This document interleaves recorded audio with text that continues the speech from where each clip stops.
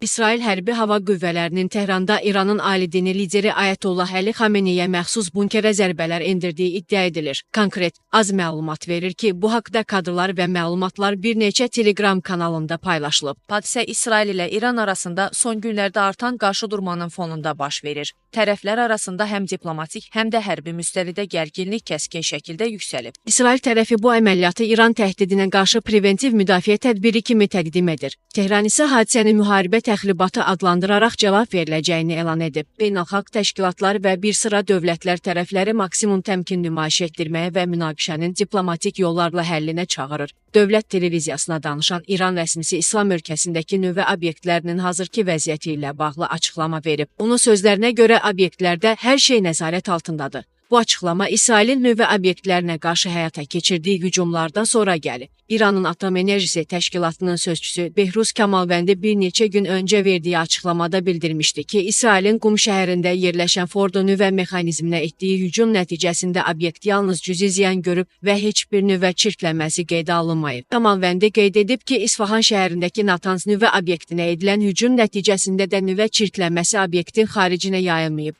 Nüvə obyektlərinin vəziyyəti yaxşıdır. İşçilərin əhval-ruhiyyəsi yüksəkdir, deyə o vurğulayıb. Rəsmi Tehran bu hadisələri İsrailin düşmənçilik siyasətinin davamı kimi qiymətləndirir və beynəlxalq ictimaiyyəti bu cür hücumlara qarşı səssiz qalmamağa çağırır. İsrailin hücumlarından sonra İranın verdiyi balistik raket cavabının Təl-Əviv üçün ağır maliyyə yükü ortaya çıxıb. Beynəlxalq hərbi analitiklərin hesablamalarına görə İranın balistik raket hücumlarına cavab olaraq İsrailin hava hücumundan müdafiə sistemlərinin aktivləşdirilməsi və başqa hərbi tədbirlərin həyata keçirilməsi ölkəyə bir gecədə təxminən 287 milyon dollara başa gəlib. Iron Dome sistemindən istifadə olunan Tamir raketinin birinin dəyəri təxminən 50 min dollar təşkil edir.